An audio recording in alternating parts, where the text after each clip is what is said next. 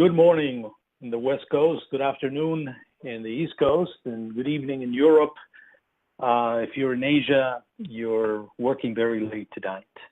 My name is Modesto Casas, and I'm here to speak to you a bit about practical selling. These are ways to get more sales, fewer surprises, with a lot less overhead, and that's typically what we look for in the sales world.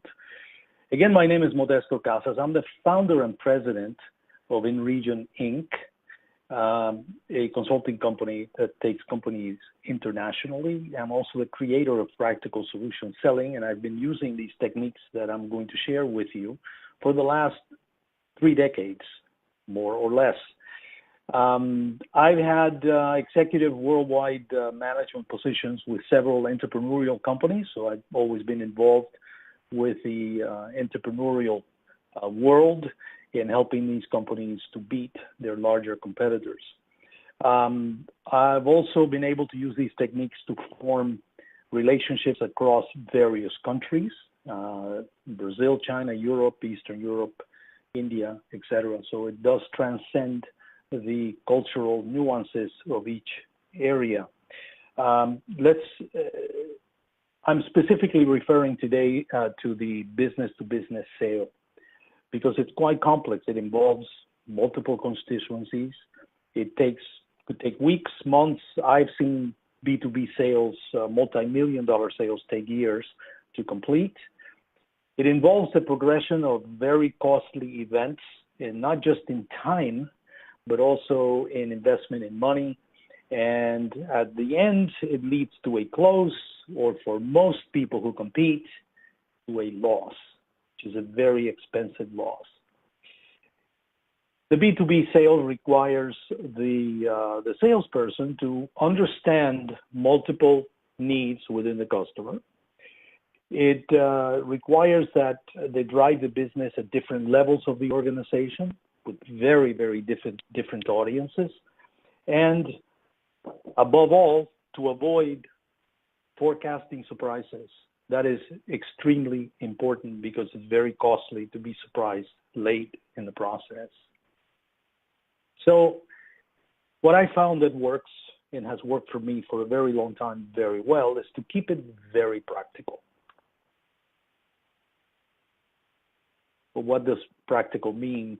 It means that it's relating to what is real rather than what is possible or imagined. So there is no theories in anything we're going to discuss today.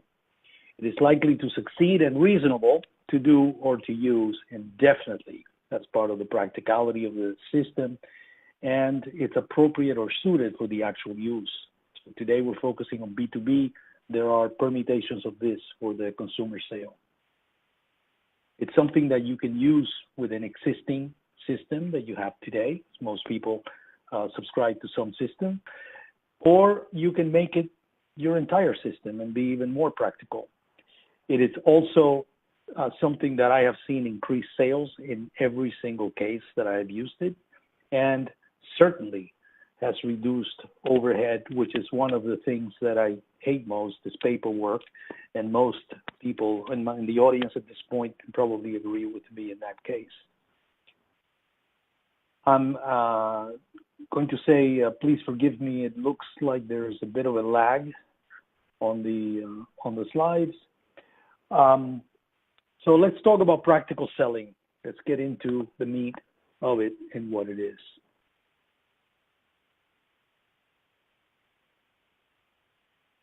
Practical selling really has to do with simplifying what we do in order to be successful and to do it with the least overhead possible. There are really 4 centers of influence in every B2B sale, just 4. There are 4 elements to every sale, and there are 4 stages. What we'll do in the next 40 minutes or so is we're going to go through each one of these in a way that you will be able to utilize them, to use them today after you hang up the phone. Okay. First, let's look at the B2B sale in general. Typically, you're working across time, weeks, months, whatever, and you're traversing levels of influence in an organization, from a synchronization of objectives to agreeing to engage, to proving a solution, floating some business model, setting trap for your competition, which I hope you do, and refining business models, and eventually you get to the other end where you can close. So you go from qualification to a close. And it really is not a straight line, as you will see in most theoretical systems, selling systems. It is not a straight line. It actually moves up and down in the organization. And when done right, it looks just like this. It starts high, goes towards the functional part of the business, and then moves back up to the highest influence to close the sale. This type of sales situation carries 4 different elements, and there are blocks to the sale. So you can be blocked in each one of those areas, and I call this the sales smile. It looks like a smile if we do it right. If we do it wrong, it turns upside down and it looks like a frown. And that's exactly what we feel like when we don't do this correctly. So let's start first. As you're traversing this organization, let's start with the centers of influence. There's only 4. There are the deciders who write the checks and establish what people are actually going to do at the high level. There are evaluators who decide if they're going to propose or recommend your solution, typically people who are also going to use it. There are influencers who simply influence without being completely directly involved. And there are guides who help you through the sale. And some of them could be inside the organization, some of them are outside.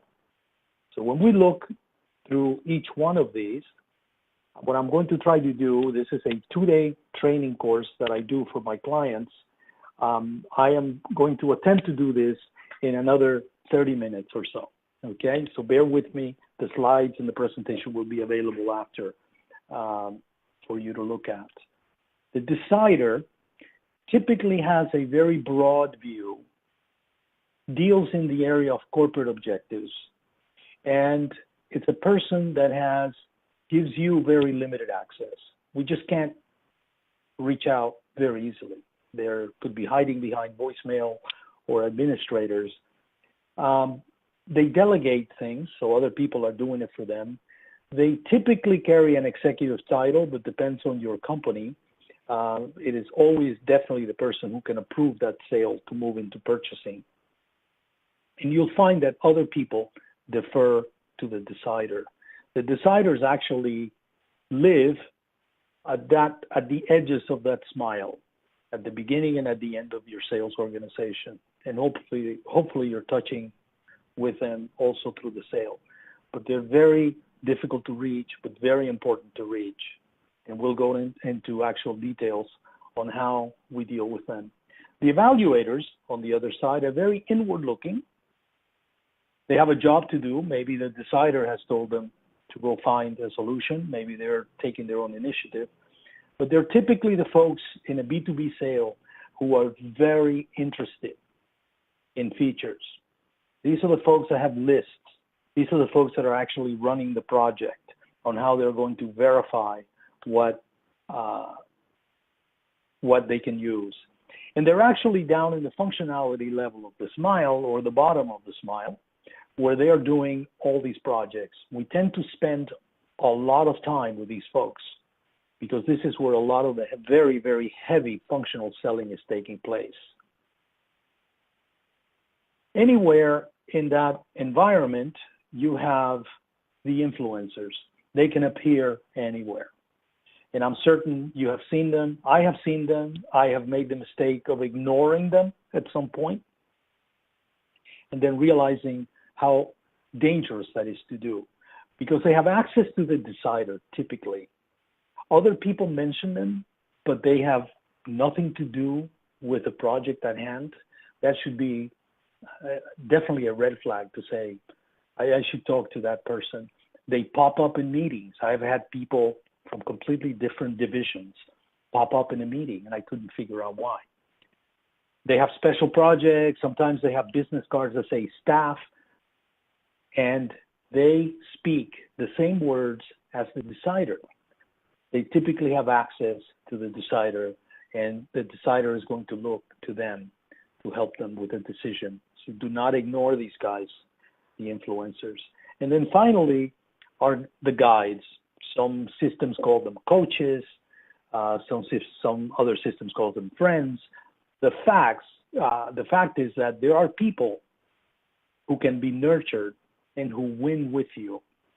And ever since the moment you begin doing a sales campaign, we should start looking for these guides. They win with you. You know you are nurturing them when they begin to share information. They make introductions. They give you advice. They're clearly looking for relationship and to help you. It is very helpful because they could appear anywhere. It is very helpful to try to determine as early on as possible how the guide wins and why they're interested. It could be many, many reasons, personal or business. Ideal situation, I'm sure most of us have had it. The decider becomes your guide. Then it's a real smile. So find these folks, no matter what they are, even if they're outside the company, and nurture them because they will help, and you'll see how we use these guides. So there are some do's and don'ts that I've gathered. Again, I've just picked some of the most significant items for each of these. When dealing with deciders, do meet them early.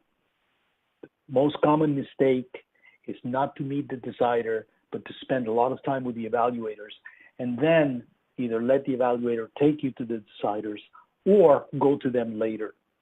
Crucial mistake, because you may have someone like me on the other end who went to the decider day one and is already forming a relationship based on value and based on objectives that we both share. So meet the deciders early, talk to them about corporate value, and build bridges so you can come back during your sales campaign. And we'll go into much more detail for that. That's quite an important thing. Do not wait to be introduced. Very common mistake. Don't talk features. I don't know, I'm sure. I wish I could see you raise your hands. How many have been in a presentation where someone insisted on presenting features to the decider and have the decider cut the meeting short or has to leave or gets an urgent call and they leave? See them once. Do not see them once. Do not see them late in the process. Very, very important. The evaluators, on the other hand, I tend to match immediately with my product expert. I have a marketing person or a technical person who is an expert, because these folks just want to know everything about the product because they're going to put their necks on the line recommending the product. So they use a checklist. I use a checklist. I synchronize timelines. These are project folks. They have something to do. I try to adjust my actions to fit what we're both trying to do. The one thing to watch out with evaluators is not to get pigeonholed. What I mean by that is if you ever see a pigeon coop, you have a pigeon in a hole, there's a pigeon next to it, and one pigeon cannot see the other pigeon, and they don't care. Many evaluators can be like that because they have an individual job to perform. So be careful when the evaluator says, you just talk to me, I'm the only guy you need to talk to, and this sale will be done. Red flag. Don't be fuzzy with goals, and don't start proposing business and pricing. Most evaluators that I know and that I have worked with throughout the years hate anything related to sales. So presenting them with pricing and so on, it's okay to answer, but it's presentations, it's probably not the best thing. The influencers, you have to find and meet, as I said very early, and find out why they're interested. What is it how are they affected? And you can do this typically over a cup of coffee or in a short telephone call. And I tend to reach out to influencers in every key times during the sales process because they tend to be a bridge to the decider without me having to go to the decider every 2 days with something. Don't ignore, I have done it, not a good thing. So that's how I learned. Don't wait till the end to meet them. In fact, if you see somebody who pops up, like I described earlier, go find out why they're there.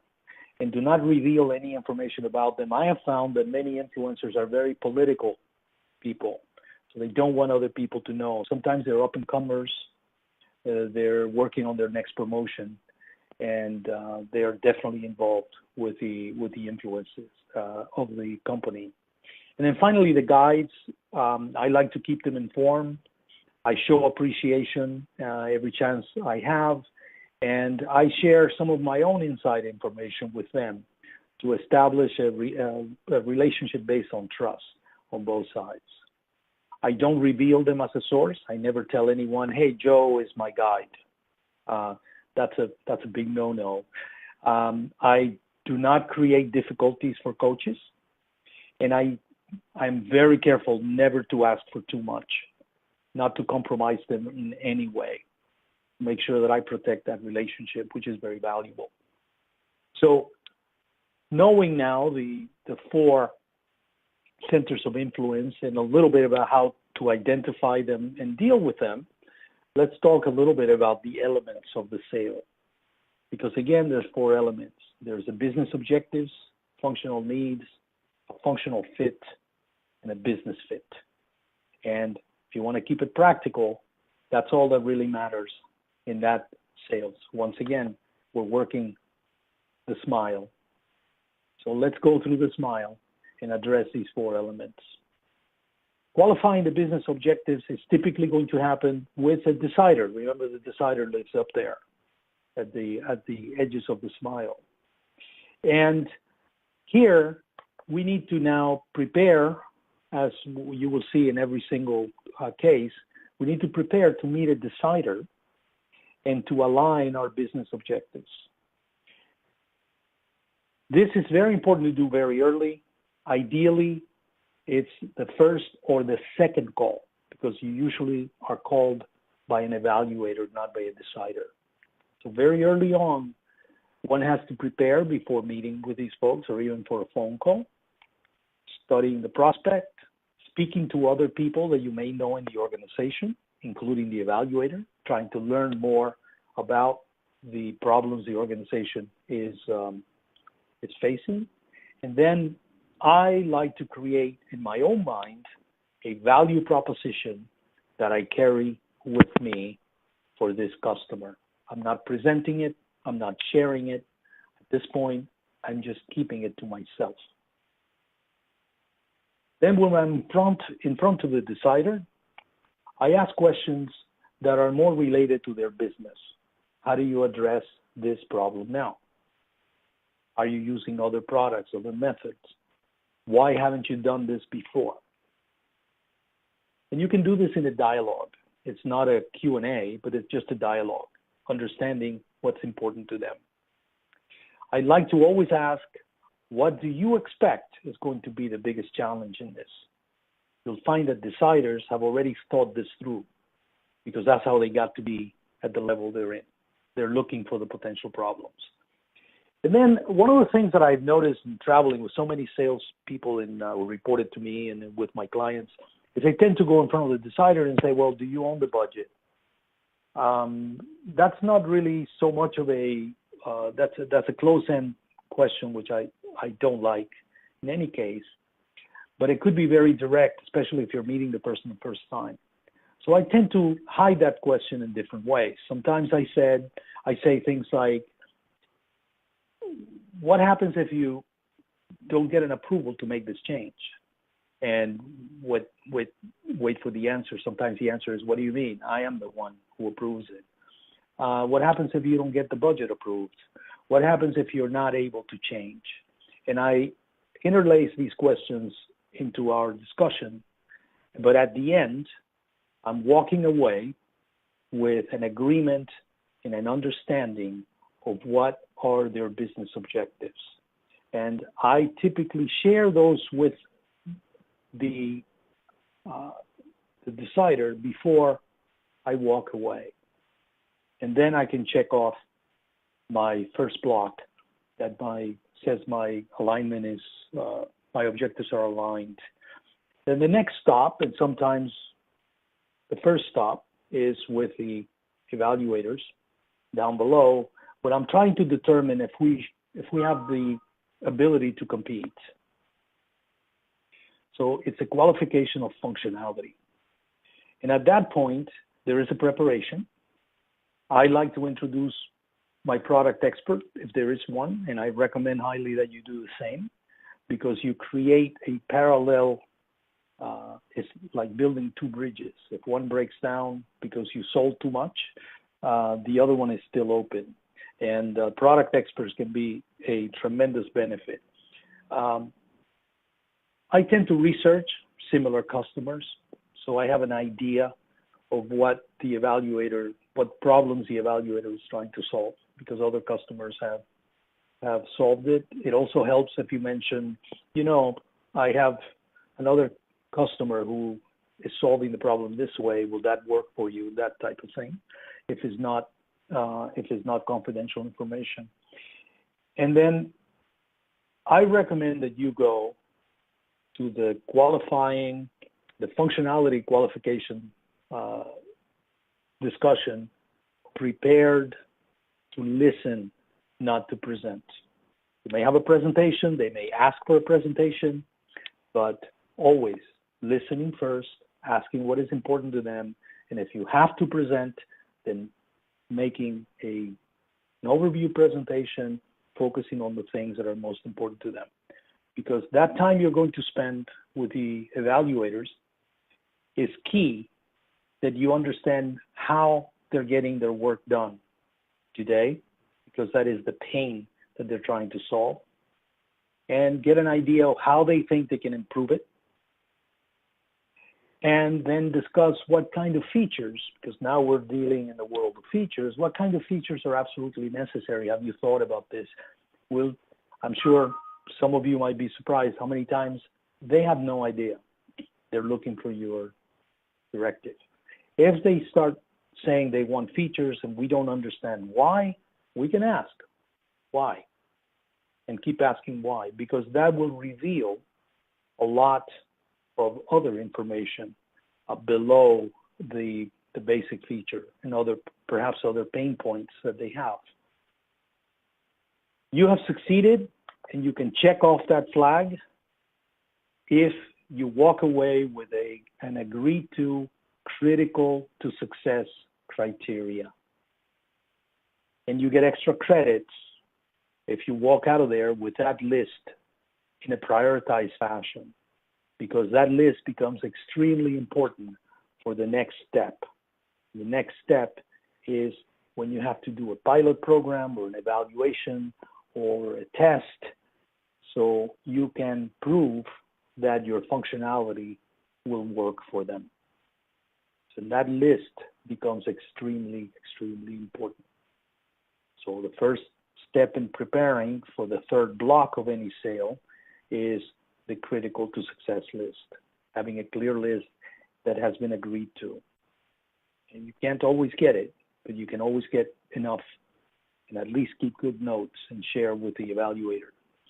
Then, in part of preparing as well, is breaking the project down into milestones. Again, some of these pilot programs or evaluations could last weeks or months. So it's good to break them down because you have a reason to test how you are doing. And there's something very important about this, about these milestones that we'll discuss in a few minutes. And always discuss the evaluation or the pilot program or the testing with your product expert. So you're getting a picture that the product expert is very important. That is exactly right. Now, executing this, well, keeping the checklist items covered. So you keep a checklist to make sure that the critical to success list is being covered. And every time one is covered, I check it off. And I will tell the evaluator, today we checked off this and this and this. Hopefully your product expert is saying that to them as well, if you have the ability to work as a team. And we're discussing these results periodically, typically around the milestones. And in the meantime, And behind the curtain, I am sharing information with the guides, seeking directions, asking them if I'm missing anything. And typically, as you pass some of these larger milestones, I tend to like to report to the decider, something very simple. I don't go to the decider with a big presentation. These guys don't have a lot of time for us. But I'll send them a short email, 200 words, 150 words. I'll make a quick phone call to last no more than 10 or 15 minutes and tell them about the good results. And I tell them about the challenges. We're having difficulty with this. And sometimes they give you guidance and they say, well, that's not as important as ABC, which you do quite well. It's always important not to hide the challenges, because these guys didn't get to the top level of the organization, just like many of you have gotten to the top of your organizations. You didn't do it by assuming that what the sales guy was telling you was correct. So they will check with the evaluators. So let's keep the credibility really high. When you're done in this phase, you can share the completed checklist with the evaluators once again, just to make sure they're happy with that. And then I let the guides know and send that short email to the decider that says, today we finished, and it looks like we completed 87 out of the 95 items. And here's what we're going to do about the other ones, or you can use that as an opportunity to set an appointment to discuss the other 5, which tends to be more interesting sometimes to people. And that gives you the ability to check off the 3rd box and move on to the 4th. The 4th box brings it all together. Here you're proposing a solution and you're figuring out how to close. Here in the preparation, where you're going to be checking the evaluator's agreement that the functional criteria has been met. So typically, if you haven't done it to this point, it needs to be part of the preparation here, because you want that person saying, yes, he's right, we achieved all these objectives. At that point, I use the business objectives and the critical to success list to build a proposal. The proposal doesn't have to be very long. Again, it's very practical, but it says we can achieve your business objectives. It could be 1 page or 2 pages, and we can achieve your critical to success functional list by doing these things. This is what we can provide, typically 2 or 3 pages, and then you have a pricing proposal somewhere. And that could be as simple as, depending on what you sell, it could be as simple as 2 lines, or it could be a more complex piece. But the idea is that you're presenting not a quote, but simply saying, this is how I solve your business problem and your functional problem. And then I take that proposal and I actually check with the guides once again and show them pieces of the proposal. In executing this, never make the full functionality, delivery, price proposal without getting some advice. And I like to use trial balloons. So I will tell an influencer, listen, I'm thinking of proposing this. What do you think? Do you think that's going to work? And I'd be surprised the level of detail that you can get from folks who are trying to help you do this. Plus, they start leaking information to the decider. The guides can help quite a bit as well in this stage, and they feel they're in the know. You're telling them before you tell anybody else, but not the whole thing. I give them pieces, right? The most critical pieces. Every single proposal you would get from me will address every business, every functional objective, every single one of them. And it's probably 3 or 4 pages, no more than that. But you need to address those things rather than just get a quote or get a PowerPoint presentation that tells you all about my product. Who cares? How do you solve my problem? That's really what people care about. And that's practical. Now, we're in the age of email, and we can talk about all these great online and et cetera, okay? The fact is, the best way to present a proposal is in person. If you can't do it on video, do it by phone. And phone is better than email. And never, I mean, I hate to make this so emphatic, never do email only for a proposal or for a negotiation for that fact. Because human beings communicate with our entire bodies, with our words, with our facial expressions. And that's very important to give you an advantage. Let the competitor send things by email. Let's work harder and get in front of these people if we can, or at least on video. Then you can check off the fourth box. So with all of this done, I should say, if you have any questions pop up, there is a questions from the audience area on the right side of your screen. Put the questions in there. We're going to have enough time to address some of them, and a couple of them are coming in. So, but I don't think I told you about this. So go ahead and do that if you have questions or something that we can do to make it more practical for you personally. Let's talk about forecasting. If you have followed the elements, the four elements, the four influence centers of influence, you're very well equipped to forecast in a very, very practical and realistic way. The smile guides your action plan, first of all, and it also guides your forecasting. So as you're checking off these various boxes, you can come up with 4 practical forecasting stages. I know somebody's thinking, wait a minute, we have 15 stages because I change a stage when I make the first call, when I make the first visit, when I send the first email. Okay, to me, that's not really practical because it's different in each and every case. What's practical is to look through and say, have I functionally qualified this customer? Do I know that I can achieve their objectives functionally? This is something you typically do with the evaluators, and it's typically the first thing that begins to happen, okay? The first call, so it starts right away. It is only completed and can only be checked off when you have an agreement with a customer of what their functionality is. What is that critical to success list? There you know you can compete, or you start negotiating features at that point with the customer. But you cannot check off that first stage of the sale until you know that you can compete, until you know what's on the list. Then the next item for the forecasting is alignment of the objectives at the high level. Okay, here this could happen from the first call. In fact, I hope that if you're prospecting with customers and these are large solutions, that you're starting really at the high level and let the high level person push you to the evaluators. So it could start at the first call. Most typically it begins after you've had some kind of a functional discussion, okay? And it certainly starts to happen right away. But it is not checked off until the decider confirms that you have aligned the business goals. You remember, we say at the end of that discussion, this is what I understand your key goals are, and that they have a budget. Now you know you can compete.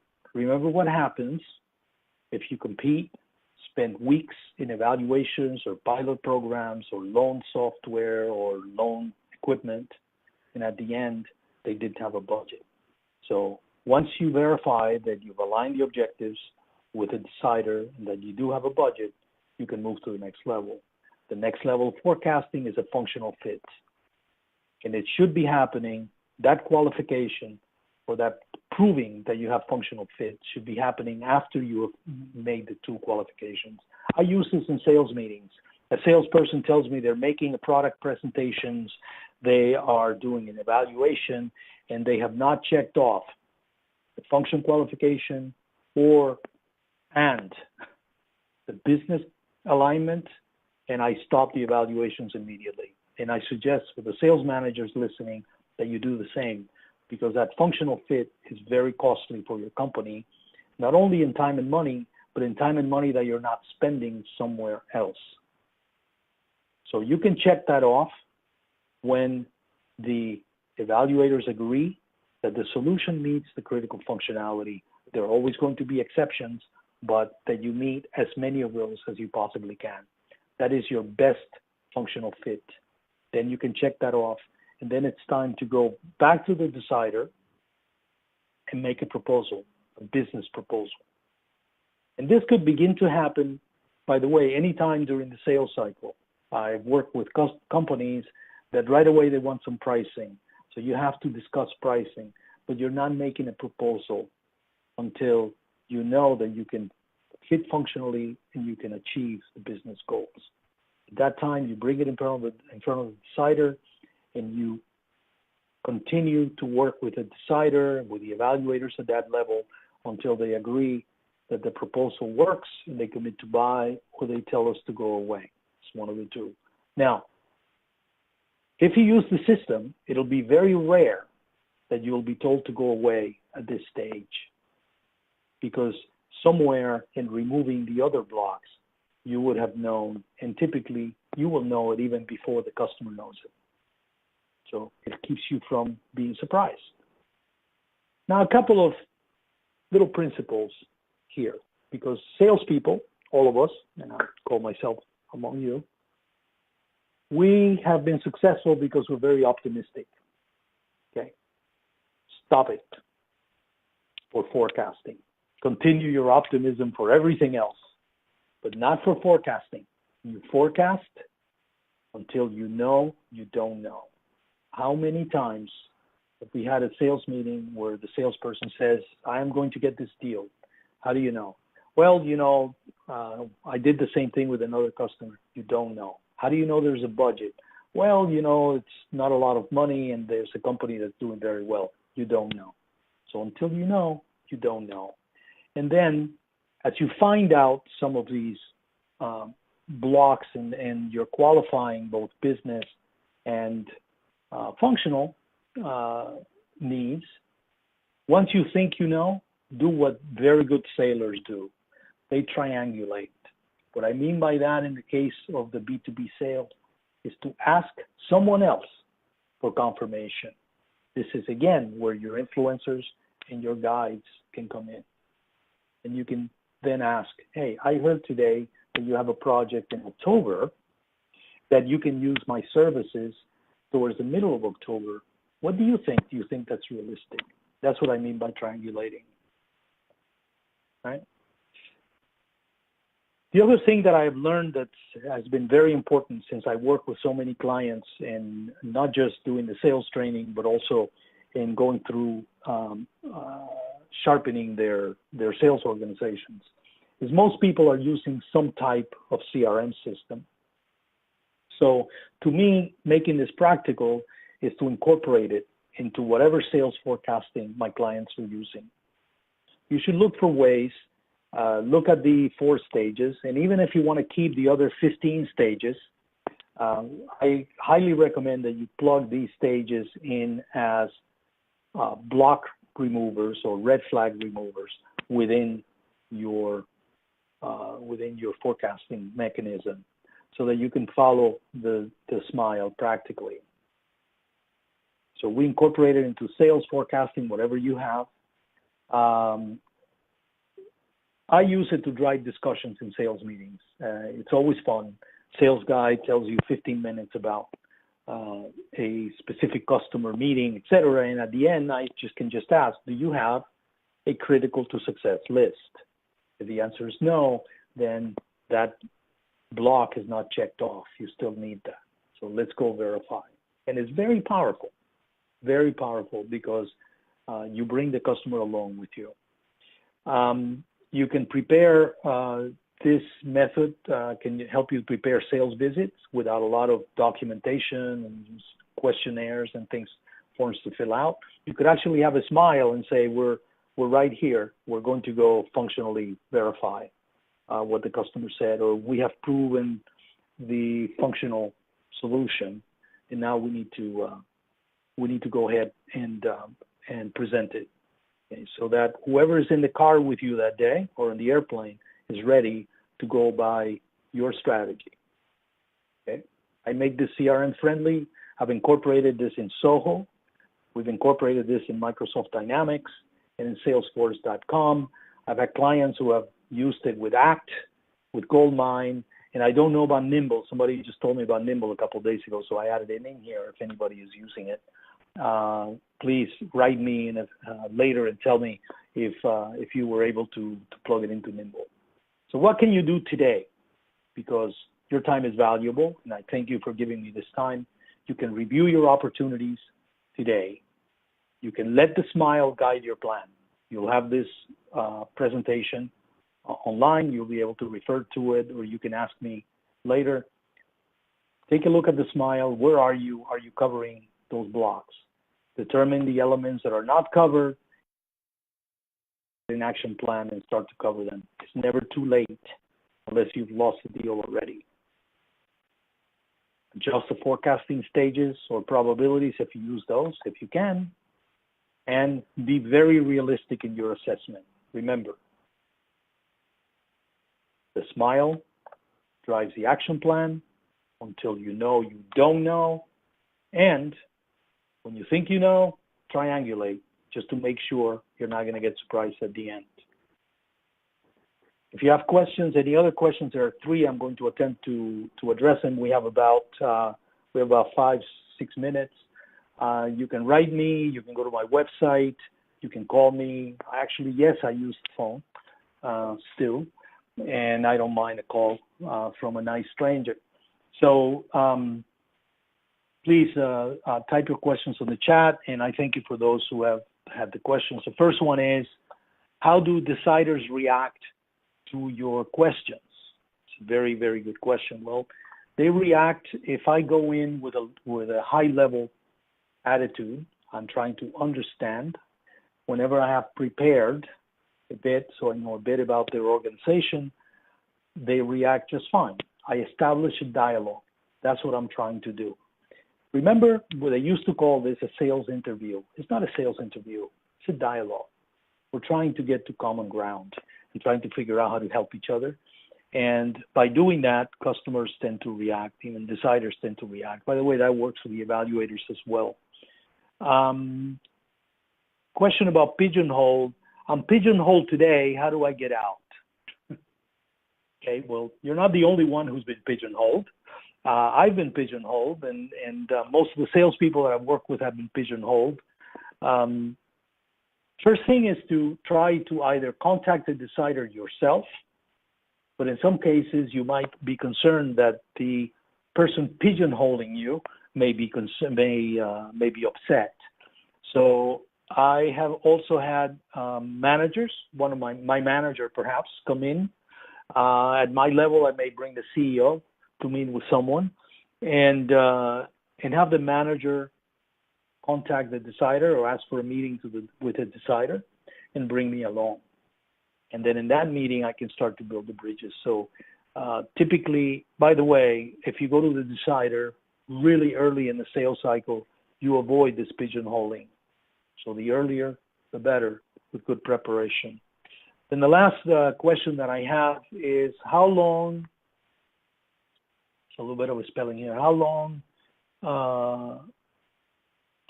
is the full sales training? And I would say the sales training is 2 days. It is done on site, and it includes workshops, so it takes a bit of time. We go about a day where we cover the elements of the sale. It's a half a day where we set up some workshops, and then a half a day for the forecasting, and then we use some real examples. Sometimes we stay a little further and integrate it into the forecasting system that people may have, the CRM systems. So, okay, you're welcome. For that one who said thank you. It's been my pleasure to speak with you today, and I wish I could see you and get more interaction, but I appreciate any comments that you may have. Please write me or send me some notes, and I look forward to hearing from you folks.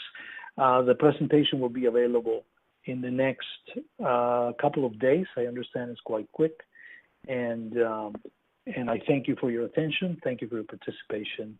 And good luck selling. Keep smiling.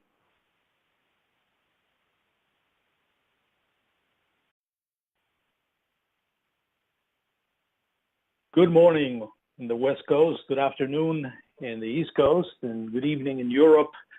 If you're in Asia, you're working very late tonight. My name is Mo Casas, Modesto Casas, and I'm here to speak to you a bit about practical selling.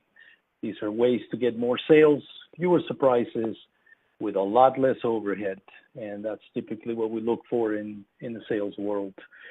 Again, my name is Modesto Casas. I'm the founder and president of InRegion Inc., a consulting company that takes companies internationally. I'm also the creator of practical solution selling, and I've been using these techniques that I'm going to share with you for the last 3 decades, more or less.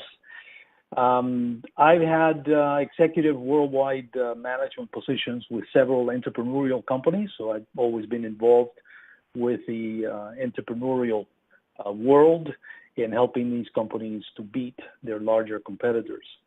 I've also been able to use something that I have seen increase sales in every single case that I have used it, and certainly has reduced overhead, which is one of the things that I hate most, is paperwork, and most people in the audience at this point can probably agree with me in that case. I'm going to say, please forgive me. It looks like there's a bit of a lag on the slides. So let's talk about practical selling. Let's get into the meat of it and what it is.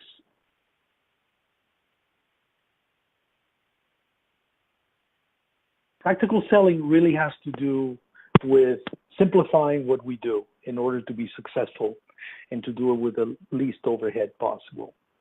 There are really 4 centers of influence in every B2B sale, just 4. There are 4 elements to every sale, and there are 4 stages. What we'll do in the next 40 minutes or so is we're going to go through each one of these in a way that you will be able to utilize them, to use them today.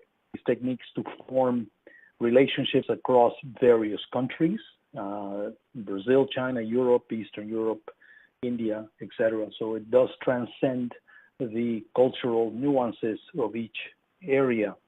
I'm specifically referring today to the business-to-business sale because it's quite complex. It involves multiple constituencies. It could take weeks, months. I've seen B2B sales, multi-million-dollar sales, take years to complete. It involves the progression of very costly events, and not just in time, but also in investment in money. And at the end, it leads to a close, or for most people who compete, to a loss, which is a very expensive loss. The B2B sale requires the salesperson to understand multiple needs within the customer.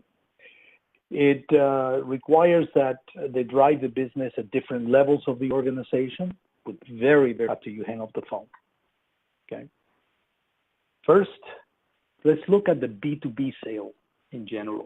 Typically, you're working across time, weeks, months, whatever, and you're traversing levels of influence in an organization, from a synchronization of objectives to agreeing to engage, to proving a solution, floating some business model, setting trap for your competition, which I hope you do, and refining business models, and eventually you get to the other end where you can close. So you go from qualification to a close. And it really is not a straight line, as you will see in most theoretical systems, selling systems. It is not a straight line. It actually moves up and down in the organization. And when done right, it looks just like this. It starts high, goes towards the functional part of the business, and then moves back up to the highest influence to close the sale.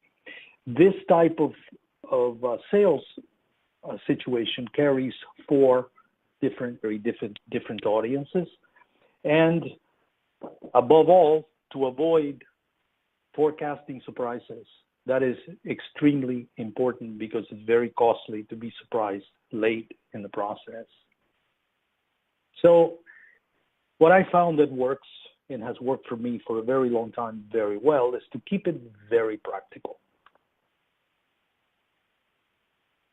But what does practical mean? It means that it's relating to what is real rather than what is possible or imagined. So there is no theories in anything we're going to discuss today.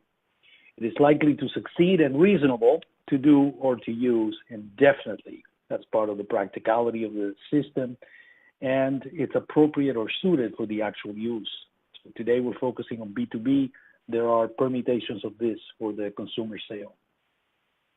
It's something that you can use with an existing system that you have today. Most people subscribe to some system, or you can make it your entire system and be even more practical. It is also